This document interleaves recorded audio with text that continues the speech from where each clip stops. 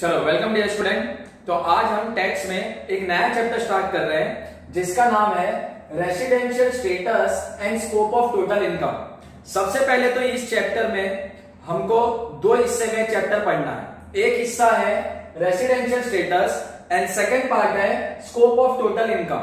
तो हम scope of total income के बारे में बाद में देखेंगे, अभी हम कुछ लेक्चर्स तक देखेंगे रेसिडेंशियल स्टेटस के बारे में, ठीक है। अब ये तो हमको पता चल गया कि अब हमको रेसिडेंशियल स्टेटस के बारे में देखना है।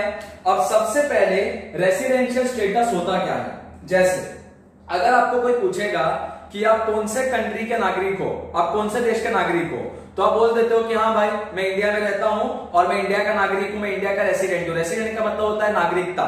लेकिन टैक्स के अंदर जो असेसी होता है, असेसी मतलब जो टैक्स का पेमेंट करता है, मैंने फर्स्ट लेक्चर में आपको बताया था कि असेसी मतलब जो टैक्स का पेमेंट करता है उसको हम बोलते हैं असेसी। तो कोई भी असेसी है उसका रेसिडेंशियल स्टेटस मतलब वो इंडिया का रेसिडेंट है कि इंडिया का नॉन रेसिडेंट है, ये कैसे निकाला जाता है। तो ये हमको पढ़ना है इस चैप्टर में रेसिडेंशियल स्टेटस में कि कोई भी अगर नागरिक है, कोई भी अगर असेसी है जो टैक्स का पेमेंट करता है, तो उसका हम रेसिडेंशियल स्टेटस कैसे निकालेंगे कि वो इंडिया का रेसिडेंट है कि वो इंडिया का नॉन रेसिडेंट है, वो हमको सीखना है इस चैप्टर में रेसिडेंशियल स्टेटस में, ठीक है। तो देखो सबसे पहला चीज क्या बोला है, व्हाट टू डिसाइड, कि ये चैप्टर में हमको डिसाइड क्या करना है, हमको करना क्या इस चैप्टर के अंदर। तो क्या बोला है देखो, in this chapter we have to decide, ये चैप्टर के अंदर हमको डिसाइड करना है, क्या डिसाइड करना है, whether an individual is resident of India और नॉन रेसिडेंट ऑफ इंडिया। ये चैप्टर के अंदर हमको फाइंड करना है, डिसाइड करना है कि कोई भी जो इंडिविजुअल है, कोई भी जो असेसी है, वो इंडिया का रेसिडेंट है कि इंडिया का नॉन रेसिडेंट है। तो पहला चीज कि ये चैप्टर में अपने को करना क्या है, तो ये चैप्टर में अपने को डिसाइड करना है कि कोई भी अगर इंडिविजुअल है, असेसी है, तो वो इंडिया का रेसिडेंट है कि वो इंडिया का नॉन रेसिडेंट है, ये अपने को पहचानना है, ठीक है। तो व्हाट टू डिसाइड में समझ में आ गया आपको कि in this chapter we have to decide whether an individual is resident of India और नॉन रेसिडेंट ऑफ इंडिया, कि ये चैप्टर में अपने को डिसाइड करना है कि जो इंडिविजुअल है वो इंडिया का रेसिडेंट है कि वो इंडिया का नॉन रेसिडेंट है, ठीक है। चलो इसके बाद व्हाई टू डिसाइड, क्यों डिसाइड करना है, ये तो मैंने बता दिया कि ये चैप्टर में डिसाइड करना है, क्या डिसाइड करना है कि कोई भी इंडिविजुअल इंडिया का रेसिडेंट है कि इंडिया का नॉन रेसिडेंट है। अब ये कि डिसाइड क्यों करना है, अरे करना ही क्यों है ये पता क्यों लगाना है कि इंडिया का कोई भी रेसिडेंट है कि नॉन रेसिडेंट है। तो देखो क्या बोला है, it is necessary to decide, बोलता है कि ये जरूरी है डिसाइड करना कि इंडिविजुअल रेसिडेंट है कि नॉन रेसिडेंट। क्यों, तो बोला है it is necessary to decide because, क्यों नेसेसरी है डिसाइड करना, because if an individual become resident of India, कि अगर कोई इंडिविजुअल है और वो अगर इंडिया का रेसिडेंट बन गया, then for him world income that is Indian income and foreign income will be taxable. अब देखो पहले क्वेश्चन में क्या बोला, ये चैप्टर में अपने को डिसाइड क्या करना है कि कोई भी जो इंडिविजुअल है वो रेसिडेंट है कि नॉन रेसिडेंट। सेकंड क्वेश्चन पूछता है क्यों डिसाइड करना है, क्यों पता लगाना है कि वो रेसिडेंट है कि नॉन रेसिडेंट। जैसे फॉर एग्जांपल हम एक असेसी का एग्जांपल लेते हैं कि मान लो एक असेसी का नाम है मिस्टर राम। अब मिस्टर राम मान लो कि इंडिविजुअल है, ठीक है, इंडिविजुअल है, या मान लो कि असेसी है, इसको टैक्स का पेमेंट करना है। तो सबसे पहले टैक्स का पेमेंट करने से पहले मिस्टर राम का निकाला जाएगा रेसिडेंशियल स्टेटस। मिस्टर राम का क्या निकाला जाएगा, रेसिडेंशियल स्टेटस। रेसिडेंशियल स्टेटस में क्या निकाला जाता है, व्हाट टू डिसाइड, क्या डिसाइड करते हैं कि मिस्टर राम रेसिडेंट है कि नॉन रेसिडेंट है, रेसिडेंट और नॉन रेसिडेंट, कि मिस्टर राम इंडिया का रेसिडेंट है कि इंडिया का नॉन रेसिडेंट है। अब ये क्वेश्चन बोलता है व्हाई टू डिसाइड, क्यों डिसाइड करने का। अरे मिस्टर राम का डिसाइड ही क्यों करना है कि वो रेसिडेंट है कि नॉन रेसिडेंट, डायरेक्टली उससे टैक्स ले लो। लेकिन इनकम टैक्स एक्ट बोलता है नहीं, कोई भी असेसी से या कोई भी इंडिविजुअल से टैक्स लेने से पहले उसका रेसिडेंशियल स्टेटस निकाला जाता है कि वो इंडिया का रेसिडेंट है कि नॉन रेसिडेंट। क्यों, अगर वो इंडिया का रेसिडेंट होगा, अगर वो इंडिया का रेसिडेंट होगा, जैसे मान लो कि मिस्टर राम इंडिया का रेसिडेंट है, तो अगर मिस्टर राम इंडिया का रेसिडेंट है तो इसके लिए वर्ल्ड इनकम टैक्सेबल होगा, world income will be taxable. World income का मतलब Indian income and foreign income. तो अगर मिस्टर राम इंडिया का रेसिडेंट है तो उसके लिए वर्ल्ड इनकम टैक्सेबल होगा, मतलब जो पैसा वो इंडिया में कमाएगा उस पे भी उसको टैक्स देना है, और जो पैसा वो फॉरेन में जाके कमाएगा, विदेश में जाके, उस पे भी इंडियन गवर्नमेंट को टैक्स देना है।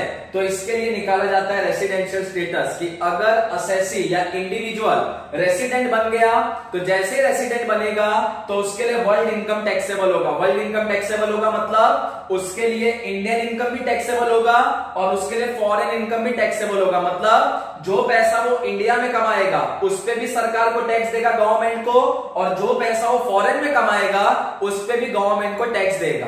और अगर इंडिविजुअल या असेसी नॉन रेसिडेंट बन गया, मान लो कि जो मिस्टर राम है अगर वो नॉन रेसिडेंट बन गया तो नॉन रेसिडेंट के लिए खाली एक ही इनकम टैक्सेबल होता है और उनके लिए टैक्सेबल होता है इंडियन इनकम। अगर नॉन रेसिडेंट बन गया तो उनके लिए खाली एक ही इनकम टैक्सेबल होगा, इंडियन इनकम।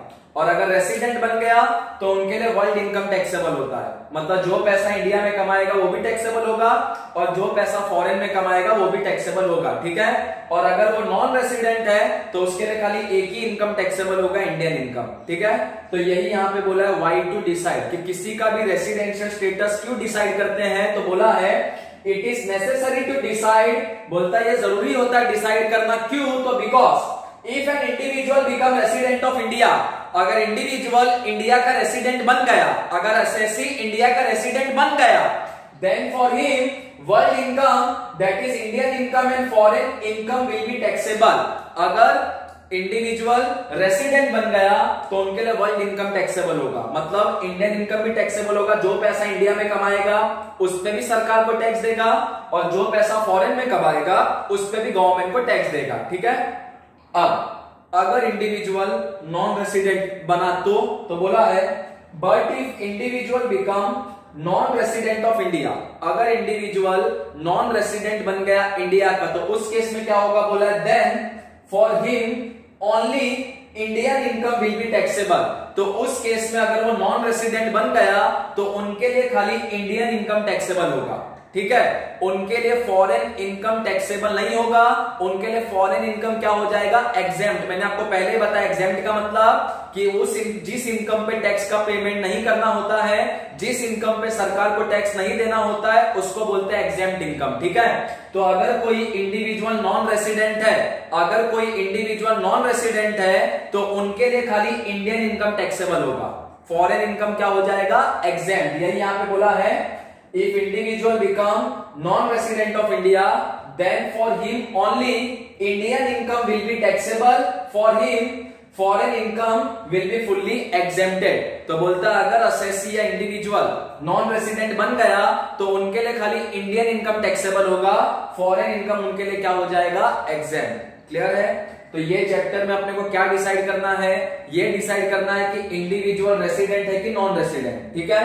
फिर व्हाई टू डिसाइड, क्यों डिसाइड करना है कि रेसिडेंट है कि नॉन रेसिडेंट। अगर इंडिविजुअल रेसिडेंट होगा तो उनके लिए वर्ल्ड इनकम टैक्सेबल होगा, Indian income and foreign income दोनों टैक्सेबल होगा, मतलब जो पैसा वो इंडिया में कमाएगा वो भी टैक्सेबल होगा, जो पैसा फॉरेन में कमाएगा वो भी टैक्सेबल होगा।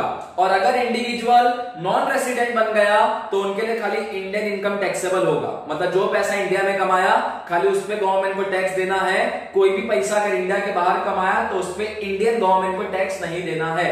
तो ये हमने देखा, ये चैप्टर में डिसाइड क्या करना है, what to decide and why to decide, कि क्यों डिसाइड करना है। अब हाउ टू डिसाइड, मैंने ये तो बता दिया कि मिस्टर राम अगर असेसी है तो इसका सबसे पहले निकालेंगे रेसिडेंशियल स्टेटस, मतलब ये फाइंड करेंगे कि मिस्टर राम रेसिडेंट है कि नॉन रेसिडेंट। रेसिडेंट होगा तो मिस्टर राम के लिए वर्ल्ड इनकम टैक्सेबल होगा, अगर नॉन रेसिडेंट होगा तो मिस्टर राम के लिए खाली इंडियन इनकम टैक्सेबल होगा।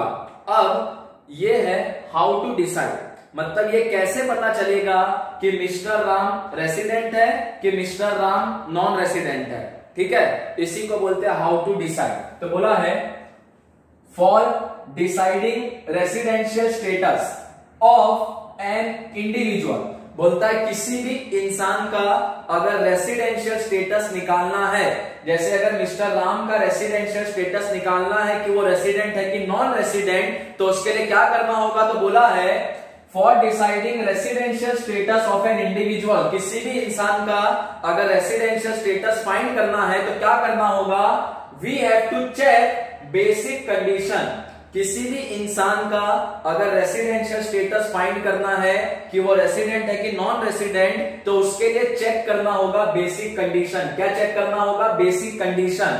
अब बेसिक कंडीशन क्या है, तो देखो पहले समझो कि बेसिक कंडीशन है क्या। टोटल 2 बेसिक कंडीशन है। कितना बेसिक कंडीशन है, 2। टोटल 2 बेसिक कंडीशन है। देयर आर 2 बेसिक कंडीशन, 2, जिसमें जो पहला बेसिक कंडीशन है उसमें तो खाली एक ही पार्ट है, 1 पार्ट, और जो दूसरा बेसिक कंडीशन है उसमें 2 पार्ट है। ठीक है, जो पहला बेसिक कंडीशन है उसमें एक ही पार्ट है और जो दूसरा बेसिक कंडीशन है उसमें 2 पार्ट है। टोटल बेसिक कंडीशन कितना है, 2 बेसिक कंडीशन है।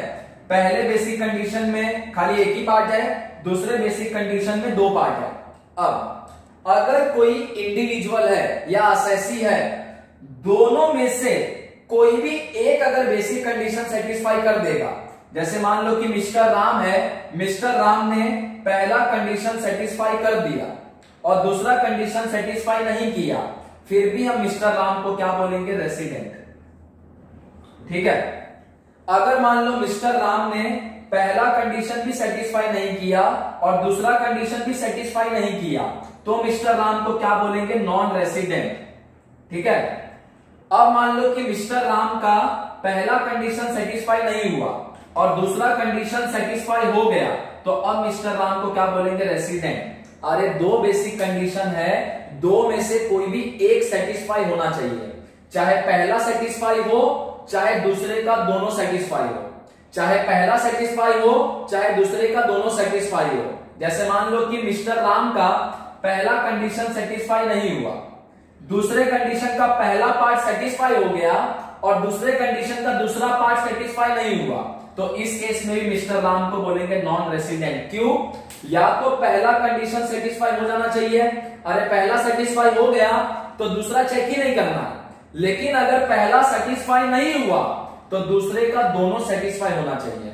अगर दूसरे का एक सेटिस्फाई होता है और एक सेटिस्फाई नहीं होता है, तो उस केस में भी असेसी को क्या बोलेंगे, नॉन रेसिडेंट। तो क्या बोला, देखो, if an individual satisfies any one of the 2 basic condition, मैंने आपको बताया 2 बेसिक कंडीशन है, अगर इंडिविजुअल कोई भी एक सेटिस्फाई कर देता है, चाहे तो पहला या दूसरे का दोनों, ठीक है, तो बोला है if an individual satisfy any one of the 2 basic condition given below, बोलता है कि 2 बेसिक कंडीशन है, अगर 2 में से कोई भी एक अगर सेटिस्फाई कर देता है, then he will be treated as resident of India. अगर 2 में से कोई भी एक कंडीशन सेटिस्फाई कर देगा तो हम उसको क्या बोलेंगे, रेसिडेंट। अरे जैसा मिस्टर राम है, तो मिस्टर राम के लिए दोनों चेक करेंगे, दोनों कंडीशन में से अगर एक भी पूरा कर दिया, दोनों छोड़ो, एक भी पूरा कर दिया 2 में से, तो मिस्टर राम को क्या बोलेंगे, रेसिडेंट। और दोनों में से अगर एक भी नहीं किया तो मिस्टर राम को क्या बोलेंगे, नॉन रेसिडेंट। अब बोलोगे सर दोनों में से दोनों कर दिया तो दोनों कंडीशन सेटिस्फाई कर दिया तो और अच्छी बात है, तो भी मिस्टर राम को क्या बोलेंगे, रेसिडेंट। तो यही बोला है if an individual satisfy any one of the 2 basic condition, बोलता है कि इंडिविजुअल अगर 2 में से कोई भी एक बेसिक कंडीशन सेटिस्फाई कर देगा given below, then he will be treated as resident of India. तो ऐसे केस में उसको हम क्या बोलेंगे, रेसिडेंट ऑफ इंडिया। अदरवाइज अगर नहीं सेटिस्फाई कर पाया तो बोला है otherwise he will be treated as non resident of India. तो 2 बेसिक कंडीशन है, दोनों में से अगर एक भी पूरा कर दिया, सेटिस्फाई कर दिया, तो हम उसको क्या बोलेंगे, रेसिडेंट। और दोनों में से अगर एक भी सेटिस्फाई नहीं किया, ना तो पहला सेटिस्फाई किया ना दूसरा सेटिस्फाई किया, तो उसको हम क्या बोलेंगे, नॉन रेसिडेंट ऑफ इंडिया। ठीक है, अब देखते हैं कि बेसिक कंडीशन क्या है। मैंने ये तो बोल दिया कि कंडीशन सेटिस्फाई करेगा तो बोलेंगे रेसिडेंट, कंडीशन नहीं सेटिस्फाई करेगा तो बोलेंगे नॉन रेसिडेंट। अब देखते हैं कि कंडीशन है क्या, गवर्नमेंट ने क्या कंडीशन रखा है जो कि पूरा करना होता है असेसी को रेसिडेंट बनने के लिए। चलो पहला कंडीशन है stay in India for 182 days और मोर इन प्रीवियस ईयर 1920। मैंने पहले लेक्चर में आपको बताया था प्रीवियस ईयर असेसमेंट ईयर, अपने सिलेबस के हिसाब से प्रीवियस ईयर क्या है 1920, तो शॉर्ट फॉर्म में पीवाई लिख सकते हैं, और हमारे सिलेबस के हिसाब से असेसमेंट ईयर क्या है, तो असेसमेंट ईयर है 2021।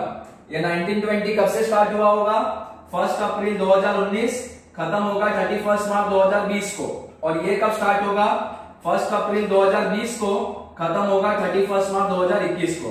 तो हमने वेरी फर्स्ट लेक्चर में देखा था बेसिक कॉन्सेप्ट ऑफ टैक्स में कि प्रीवियस ईयर असेसमेंट ईयर, ठीक है। तो अभी असेसमेंट ईयर को जाने दो, हम खाली प्रीवियस ईयर की बात करते हैं। पहला कंडीशन क्या बोलता है, पहला condition stay in India for 182 days और मोर इन प्रीवियस ईयर 1920। पहला कंडीशन बोलता है कोई भी अगर इंडिविजुअल प्रीवियस ईयर 1920 में, मतलब ये 12 महीने में अगर 182 डेज और मोर या उससे ज्यादा अगर इंडिया में रहता है, मतलब ये 1 अप्रैल 2019 से लेके 31 मार्च 2020 तक, अगर ये 12 महीने में कोई भी इंसान, कोई भी इंडिविजुअल अगर इंडिया में 182 दिन या उससे ज्यादा रहता है, तो उसको हम बोल सकते हैं रेसिडेंट, क्योंकि उस केस में अपना पहला कंडीशन सेटिस्फाई हो जाएगा। पहला कंडीशन यही बोलता है कि चेक करो कि जो भी असेसी है, जैसे अपने केस में असेसी कौन है, मिस्टर राम, तो चेक करो मिस्टर राम 1 अप्रैल 2019 से लेके 31 मार्च 2020 तक ये जो 12 महीना है, क्या ये 12 महीने में 182 डेज या उससे ज्यादा इंडिया में था? अगर 182 डेज या उससे ज्यादा इंडिया में था, तो इसका मतलब पहला कंडीशन सेटिस्फाई हो गया, ठीक है। चलो तो मान लेते हैं कि मिस्टर राम 1 अप्रैल 2019 से लेके 31 मार्च 2020 तक इंडिया में 195 डेज था, तो 195 डेज था, तो ये कंडीशन सेटिस्फाई हो गया, ठीक है। दो बेसिक कंडीशन है 1 और 2, अगर एक भी सेटिस्फाई हो गया तो उसको हम क्या बोलेंगे, रेसिडेंट। तो मान लेते हैं कि मिस्टर राम इंडिया में 195 डेज था 19 और 20 में, मतलब 1 अप्रैल 2019 से लेके 31 मार्च 2020 तक, तो इस केस में मिस्टर राम इंडिया का क्या बन जाएगा, रेसिडेंट, चाहे तो 182 दिन रहे या उससे ज्यादा 183, 184। यही अगर मिस्टर राम 181 डेज रहता, मान लो कि 19 और 20 में 1 अप्रैल 2019 से लेके 31 मार्च 2020 तक, मान लो मिस्टर राम इंडिया में खाली 181 डेज था, तो 181 डेज था, तो ये कंडीशन सेटिस्फाई हुआ, नहीं हुआ। ये कंडीशन सेटिस्फाई कब होगा, अगर कोई भी इंडिविजुअल 1 अप्रैल 2019 से लेके 31 मार्च 2020 तक अगर इंडिया में 182 डेज या उससे ज्यादा है, तो ये कंडीशन सेटिस्फाई होगा। तो हमने पहले केस में क्या लिया कि मान लो मिस्टर राम इंडिया में 182 डेज था या उससे ज्यादा था, 195 डेज था, तो पहला कंडीशन सेटिस्फाई हो गया। अब हम क्या बात कर रहे हैं कि मान लो मिस्टर राम इंडिया में खाली 181 डेज था, ये 12 महीने में खाली 181 डेज था, तो ये कंडीशन तो सेटिस्फाई नहीं हुआ, ठीक है, पहला नहीं हुआ। दूसरे पे आते हैं, दोनों में से कोई एक होना चाहिए ना, 1 और 2, इसलिए और लिखा है। अगर पहला सेटिस्फाई नहीं हुआ तो दूसरा चेक करो, अरे पहला ही सेटिस्फाई अगर हो गया तो दूसरा चेक ही नहीं करने का, ठीक है, क्योंकि दोनों में से कोई भी एक ही सेटिस्फाई होना चाहिए। चलो मान लेते हैं पहला सेटिस्फाई नहीं हुआ, क्यों नहीं हुआ, क्योंकि मिस्टर राम इंडिया में 181 डेज था। पहला कंडीशन सेटिस्फाई कब होगा, अगर कोई भी इंडिविजुअल या मान लो मिस्टर राम इंडिया में 182 डेज या उससे ज्यादा होता, तो ये सेटिस्फाई होता। तो मान लो कि मिस्टर राम इंडिया में खाली 181 डेज था, सेटिस्फाई नहीं हुआ। चलो सेकंड पे आएंगे। सेकंड कंडीशन में 2 पार्ट था, मैंने आपको बताया था। सेकंड कंडीशन का पहला पार्ट क्या बोलता है, चेक करो stay in India for 60 days और मोर इन प्रीवियस ईयर 1920। ये चेक करो कि जो अपना असेसी है वो 19 और 20 में 60 डेज से ज्यादा था कि नहीं। अब मिस्टर राम 19 और 20 में, मतलब 1 अप्रैल 2019 से लेके 31 मार्च 2020 तक, क्या ये 12 महीने में 60 डेज से ज्यादा था, तो था, 181 डेज था, 60 से बहुत ज्यादा था, ठीक है, तो 60 से ज्यादा था, तो ये सेटिस्फाई हो गया। ये सेकंड कंडीशन सेटिस्फाई नहीं हुआ, सेकंड कंडीशन का खाली पहला पार्ट सेटिस्फाई हुआ। सेकंड कंडीशन का दोनों पार्ट सेटिस्फाई होगा, तब हम बोलेंगे कि हाँ भाई सेकंड कंडीशन सेटिस्फाई हो गया। अभी तो सेकंड कंडीशन का खाली पहला पार्ट सेटिस्फाई। सेकंड कंडीशन का पहला पार्ट क्या बोलता है कि चेक करो कि जो इंडिविजुअल है, जो असेसी है, वो 19 और 20 में, मतलब 1 अप्रैल 2019 से लेके 31 मार्च 2020 तक ये 12 महीने में इंडिया में 60 डेज या उससे ज्यादा था कि नहीं। तो ये देखो 181 डेज था, 60 से तो बहुत ही ऊपर है, तो ये कंडीशन सेटिस्फाई हो गया। मतलब दूसरे का पहला पार्ट 1 and 2 मतलब दोनों होना चाहिए। तो दूसरे का दूसरा पार्ट क्या बोलता है, stay in India for 365 days और more in last 4 previous year except 1920। अब अपना प्रीवियस ईयर कौन सा है, 19 और 20 बराबर। इसके पीछे का 4 प्रीवियस ईयर क्या होगा, 18-19, 17-18, 16-17, 15-16। अब सेकंड का सेकंड पार्ट क्या बोलता है, सेकंड कंडीशन का सेकंड पार्ट, मान लो कि मिस्टर राम इंडिया में 181 डेज था 19 और 20 में, तो ये तो सेटिस्फाई हो गया सेकंड कंडीशन का पहला पार्ट, क्योंकि सेकंड कंडीशन का पहला पार्ट क्या बोलता है कि 19 और 20 में 60 डेज का उससे ज्यादा होना चाहिए, तो ये तो 181 डेज था, बहुत ज्यादा था 60 के ऊपर। लेकिन सेकंड का सेकंड पार्ट क्या बोलता है कि चेक करो क्या असेसी पिछले 4 प्रीवियस ईयर में, पिछला 4 प्रीवियस ईयर का मतलब 19 और 20 को छोड़ के, 19 और 20 को छोड़ के जो पिछला 4 प्रीवियस ईयर है, 18-19, 17-18, 16-17 और 15-16, क्या ये 4 प्रीवियस ईयर में 365 डेज या उससे ज्यादा था कि नहीं। ठीक है, तो हम मान लेते हैं कि 1920 में मिस्टर राम 181 डेज के लिए था, तो सेकंड का पहला पार्ट सेटिस्फाई हो गया। ठीक है, क्योंकि सेकंड का पहला पार्ट क्या बोलता है कि इंडिया में 60 डेज से उससे ज्यादा होना चाहिए, मिस्टर राम तो 181 डेज था, तो सेकंड का पहला पार्ट सेटिस्फाई हो गया। फिर आते हैं सेकंड के सेकंड पार्ट पे, सेकंड का सेकंड पार्ट क्या बोलता है, अब 19-20 को छोड़ो, 19-20 को गोली मारो, इसलिए देखो यहाँ पे काटा 19 और 20 को, 19-20 के पीछे के 4 साल 18-19, 17-18, 16-17, 15-16, ये 4 साल में चेक करो क्या इंडिया में 365 डेज था मिस्टर राम की नहीं था। तो मान लो हमने चेक किया और हमको मिला कि पिछले 4 साल में वो इंडिया में 700 दिन था, तो पिछले 4 साल में अगर वो इंडिया में 700 दिन था तो ये कंडीशन भी सेटिस्फाई हो गया।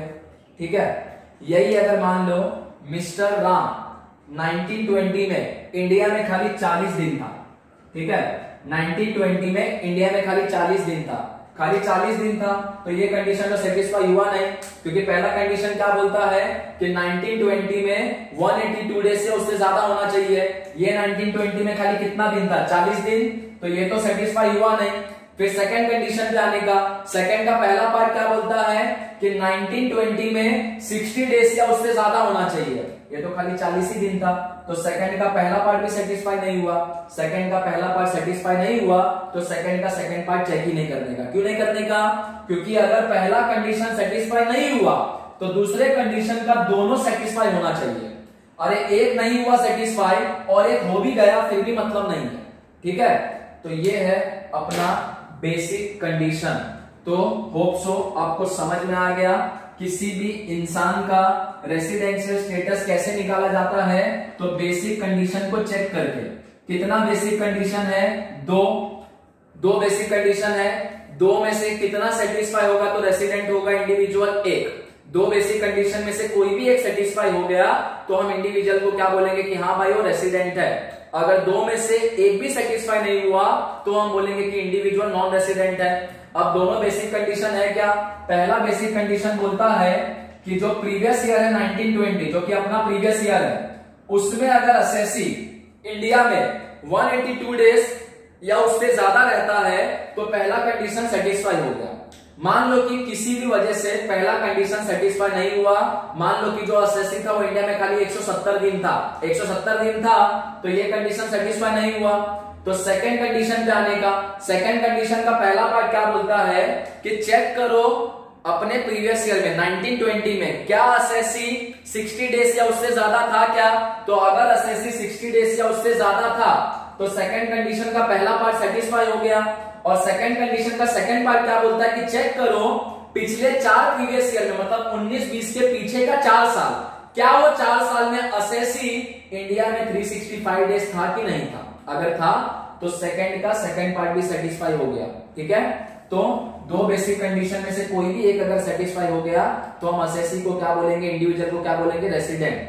दोनों में से एक भी नहीं हुआ तो हम उसको क्या बोलेंगे, नॉन रेसिडेंट। मान लो पहला नहीं हुआ, दूसरे का पहला पार्ट सेटिस्फाई हो गया लेकिन दूसरे का दूसरा पार्ट सेटिस्फाई नहीं हुआ, तो भी हम क्या बोलेंगे, इंडिविजुअल को नॉन रेसिडेंट, क्योंकि पहला नहीं हुआ तो दूसरे का दोनों सेटिस्फाई होना चाहिए।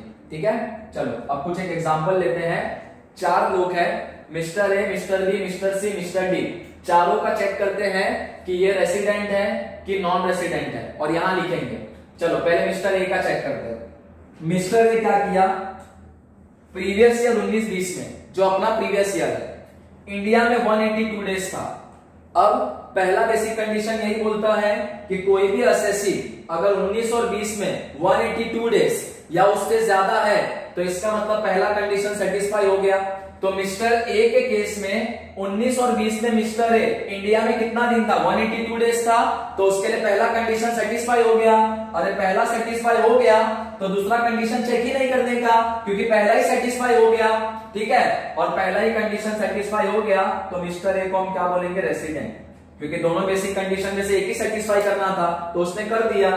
और इस केस में ये सबका कुछ इंपॉर्टेंस ही नहीं है। ठीक है, चलो मिस्टर बी का देखते रेसिडेंशियल स्टेटस। मिस्टर बी देखो 19 और 20 में इंडिया में कितना दिन है, 59 डेज। अब इंडिया में 59 डेज है 19 और 20 में, तो ये कंडीशन तो सेटिस्फाई नहीं हुआ, क्योंकि ये कंडीशन क्या बोलता है, इंडिया में 182 डेज से उससे ज्यादा रहना चाहिए 19 और 20 में। लेकिन जो मिस्टर बी है 19 और 20 में खाली कितना दिन है, तो मिस्टर बी 19 और 20 में खाली 59 डेज है। तो मिस्टर बी 19 और 20 में खाली 59 डेज है, तो पहला कंडीशन तो सेटिस्फाई नहीं हुआ। सेकंड कंडीशन पे आएंगे। सेकंड कंडीशन का पहला पार्ट क्या बोलता है कि 19 और 20 में इंडिया में 60 डेज या उससे ज्यादा रहना चाहिए, 60 डेज या उससे ज्यादा। लेकिन मिस्टर बी खाली कितना दिन है, 59 डेज है, तो सेकंड का पहला पार्ट भी सेटिस्फाई नहीं हुआ। अरे सेकंड का पहला पार्ट सेटिस्फाई नहीं हुआ तो सेकंड का सेकंड पार्ट चेक ही नहीं करने का। पिछले 4 साल में 365 दिन था कि नहीं, वो चेक ही मत करो। क्यों मत करो, अरे पहला कंडीशन अगर नहीं सेटिस्फाई हुआ तो दूसरे का दोनों होना चाहिए ना, लेकिन इसका दूसरे का तो पहला ही सेटिस्फाई नहीं हुआ, क्योंकि दूसरे का पहला कंडीशन क्या बोलता है कि इंडिया में 60 डेज से उससे ज्यादा होना चाहिए 19 और 20 में। लेकिन अपना जो मिस्टर बी है वो इंडिया में खाली 59 डेज है, 59 डेज है, तो ये सेटिस्फाई नहीं हुआ दूसरे का पहला पार्ट, तो दूसरे का दूसरा पार्ट चेक ही मत करो। ठीक है, तो ऐसे केस में ये क्या बन जाएगा, mister B non resident. Okay, बराबर बराबर ना, एक भी कंडीशन सेटिस्फाई नहीं हुआ, ना पहला सेटिस्फाई हुआ ना दूसरा सेटिस्फाई हुआ, तो इसके लिए मिस्टर बी को हम क्या बोलेंगे, नॉन रेसिडेंट। इसके केस में भी ये सब इररेलेवेंट है, कोई इंपॉर्टेंस नहीं है। ठीक है, चलो मिस्टर सी का चेक करते हैं। अब देखो मिस्टर सी 150 डेज था 1920 में। पहला कंडीशन तो सेटिस्फाई नहीं हुआ, क्योंकि पहला कंडीशन क्या बोलता है, 19 और 20 में 182 डेज से उससे ज्यादा होना चाहिए। मिस्टर सी 182 से बहुत कम है, तो पहला कंडीशन सेटिस्फाई नहीं हुआ। सेकंड कंडीशन पे आएंगे। सेकंड कंडीशन का पहला पार्ट क्या बोलता है कि 19 और 20 में 60 डेज से उससे ज्यादा होना चाहिए, तो वो तो 150 डेज है मिस्टर सी, तो सेकंड का पहला पार्ट सेटिस्फाई हो गया। लेकिन सेकंड का सेकंड पार्ट भी चेक करना होगा, तब बोलेंगे कि हाँ भाई सेकंड कंडीशन सेटिस्फाई हो गया। सेकंड का सेकंड पार्ट क्या बोलता है कि stay in India for 365 days or more in last 4 previous year except 1920। Second का सेकंड पार्ट क्या बोलता है कि 19 और 20 को छोड़ के, 19 और 20 को छोड़ के उसके पीछे का 4 साल, पीछे का 4 साल मतलब 18-19, 17-18, 16-17 और 15-16 बोलता है ये 4 साल में चेक करो क्या असेसी इंडिया में 365 डेज और उससे ज्यादा था कि नहीं। तो देखो ये जो मिस्टर सी है 182 डेज से कम था, इसलिए पहला कंडीशन नॉट सेटिस्फाई। दूसरे का पहला पार्ट सेटिस्फाई हो गया क्योंकि 60 डेज से ज्यादा था।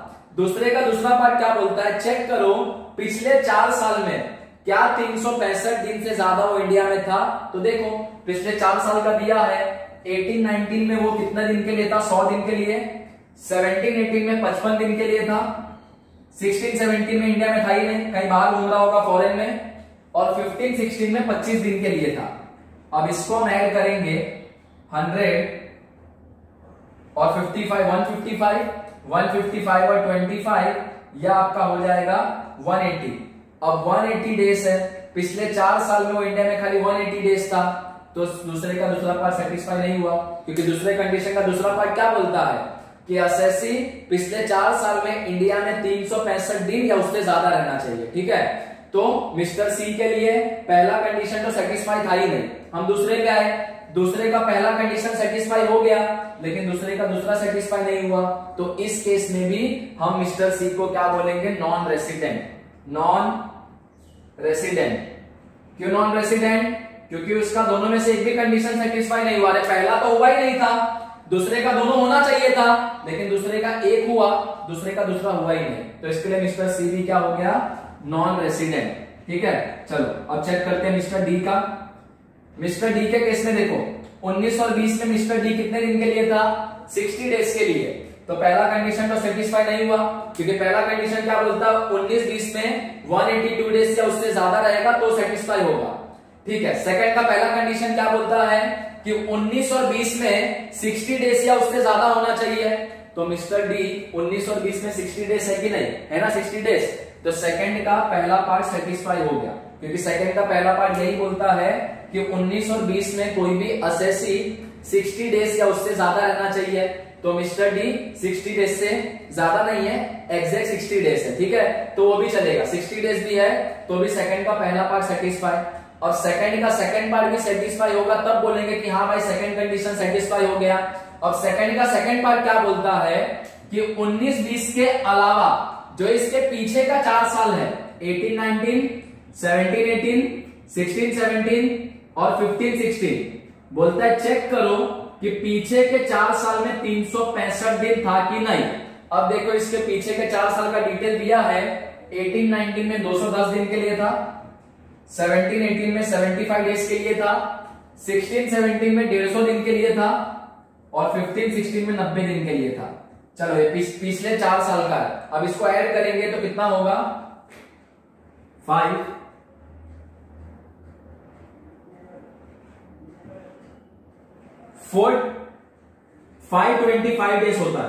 ठीक है, कितना डेज होता है, 525, मतलब पिछले 4 साल में जो मिस्टर डी है वो इंडिया में 525 डेज था, और पिछले 4 साल में खाली वो इंडिया में कितना दिन होना चाहिए था, 365 डेज और मोर, तो ही सेटिस्फाई हो जाता, तो वो तो 365 से बहुत ज्यादा है, तो सेकंड का सेकंड पार्ट भी सेटिस्फाई हो गया। पहला कंडीशन सेटिस्फाई नहीं हुआ, क्योंकि मिस्टर डी 19 और 20 में इंडिया में खाली कितना दिन था, 60 डेज। पहला कंडीशन कब सेटिस्फाई होता, अगर 19-20 में वो 182 डेज या उससे ज्यादा इंडिया में रहता तो, लेकिन वो तो खाली 60 डेज था, तो पहला कंडीशन सेटिस्फाई नहीं हुआ। दूसरे का पहला पार्ट क्या बोलता है कि 1920 में इंडिया में 60 डेज या उससे ज्यादा रहना चाहिए, तो मिस्टर डी 60 डेज था, तो सेकंड का पहला पार्ट सेटिस्फाई हो गया। और सेकंड का सेकंड पार्ट क्या बोलता है कि पिछले 4 प्रीवियस ईयर में जो असेसी है, मतलब जो मिस्टर डी है, वो इंडिया में 365 डेज से ज्यादा रहना चाहिए, तो हमने पिछले 4 साल का चेक किया, वो 365 से बहुत ज्यादा दिन था इंडिया में, कितना दिन था, 525 दिन, तो सेकंड का सेकंड पार्ट भी सेटिस्फाई हो गया। तो पहला कंडीशन नहीं सेटिस्फाई हुआ, लेकिन दूसरे कंडीशन का दोनों पार्ट सेटिस्फाई हो गया, तो इस केस में हम मिस्टर डी को क्या बोलेंगे, रेसिडेंट। ठीक है, तो ये था हमारा एग्जांपल कि कैसे पहचानते हैं कि असेसी रेसिडेंट है कि नॉन रेसिडेंट। हमने 4 असेसी लिया, mister A B C D, और चारों का मैंने आपको बताया कि हम कैसे बताएंगे कि mister A B C D resident है कि नॉन रेसिडेंट है। ठीक है, समझ में आया? तो ये है हमारा रेसिडेंशियल स्टेटस। ठीक है, तो सबसे पहले मैंने आपको बताया चैप्टर का नाम क्या है, residential status and scope of total income. Scope of total income बाद में देखेंगे, अभी क्या देख रहे हैं, रेसिडेंशियल स्टेटस। पहला क्वेश्चन क्या था, ये चैप्टर में अपने को क्या डिसाइड करना है, तो डिसाइड ये करना है कि जो इंडिविजुअल है असेसी वो रेसिडेंट है कि नॉन रेसिडेंट। फिर बोला क्यों डिसाइड करना है, क्योंकि अगर एक बार इंडिविजुअल रेसिडेंट हो गया तो उसके लिए वर्ल्ड इनकम टैक्सेबल होगा, मतलब जो पैसा वो इंडिया में कमाएगा उस पर भी टैक्स देगा इंडियन गवर्नमेंट को, और जो पैसा फॉरेन में कमाएगा उस पर भी टैक्स देगा इंडियन गवर्नमेंट को। लेकिन एक बार अगर इंडिविजुअल नॉन रेसिडेंट बन गया तो उसको खाली एक ही इनकम पे टैक्स देना इंडिया में गवर्नमेंट को, इंडियन इनकम पे। फॉरेन इनकम पे उनको कोई भी टैक्स इंडिया गवर्नमेंट को देना नहीं है। ठीक है, वो उनके लिए क्या हो जाएगा, एग्जेम्प्ट, नॉन रेसिडेंट के लिए। फिर हाउ टू डिसाइड, कैसे पता चलेगा कि जो इंडिविजुअल रेसिडेंट है कि नॉन रेसिडेंट, तो उसके लिए चेक करना होगा बेसिक कंडीशन। कितना बेसिक कंडीशन है? दो में से अगर एक भी बेसिक कंडीशन सेटिस्फाई हो गया तो हम इंडिविजुअल को बोलेंगे कि वो रेसिडेंट है, और दोनों में से अगर एक भी सेटिस्फाई नहीं हुआ तो हम बोलेंगे कि इंडिविजुअल नॉन रेसिडेंट है। अब दो बेसिक कंडीशन है। पहला बेसिक कंडीशन क्या बोलता है कि असेसी प्रीवियस ईयर 1920 में इंडिया में 182 डेज या उससे ज्यादा रहना चाहिए। अगर पहला बेसिक कंडीशन सेटिस्फाई हो गया तो दूसरा चेक ही नहीं करने का। अगर पहला नहीं हुआ तो दूसरे का दोनों पार्ट सेटिस्फाई होना चाहिए। दूसरे का पहला पार्ट क्या बोलता है कि इंडिविजुअल या बोलो असेसी इंडिया में प्रीवियस ईयर 1920 में 60 डेज या उससे ज्यादा रहना चाहिए, और अगर दूसरे का पहला पार्ट सेटिस्फाई हुआ तो ही दूसरे का दूसरा पार्ट चेक करने का। दूसरे का दूसरा पार्ट क्या बोलता है? दूसरे कंडीशन का सेकंड पार्ट कि जो असेसी है या इंडिविजुअल है पिछले 4 प्रीवियस ईयर में इंडिया में 365 डेज या उससे ज्यादा रहना चाहिए। तो दोनों बेसिक कंडीशन में से अगर एक भी सेटिस्फाई हो गया तो हम असेसी को क्या बोलेंगे? रेसिडेंट। अगर दोनों में से एक भी नहीं हुआ तो हम असेसी को क्या बोलेंगे? Non resident. हमने एग्जांपल लिया 4, यहाँ पे असेसी लिया मिस्टर ABCD, तो मिस्टर ए क्या बन गया? रेसिडेंट, क्योंकि मिस्टर ए के केस में पहला ही बेसिक कंडीशन सेटिस्फाई हो गया था, क्योंकि वो इंडिया में 1920 में 182 डेज था। सेकंड केस में मिस्टर बी के केस में क्या हुआ? वो इंडिया में खाली 59 डेज था 1920 में, तो पहला कंडीशन तो सेटिस्फाई हुआ नहीं। दूसरे का पहला भी सेटिस्फाई, क्योंकि दूसरे का पहला कंडीशन क्या बोलता है कि इंडिया में 60 डेज से ज्यादा होना चाहिए, ये तो खाली 59 था, तो दूसरे का पहला सेटिस्फाई नहीं हुआ, इसलिए हमने दूसरे का दूसरा चेक ही नहीं किया, तो मिस्टर बी क्या बन गया? Non resident. मिस्टर सी के केस में क्या था? 1920 में 150 दिन था, पहला कंडीशन सेटिस्फाई नहीं था, लेकिन दूसरे का पहला पार्ट सेटिस्फाई था, 60 डेज से बहुत ऊपर है। लेकिन जब हमने दूसरे का दूसरा पार्ट चेक किया कि पिछले 4 साल में इंडिया में 365 डेज से ज्यादा था कि नहीं, तो नहीं था, इसके लिए मिस्टर सी भी क्या बन गया? Non resident.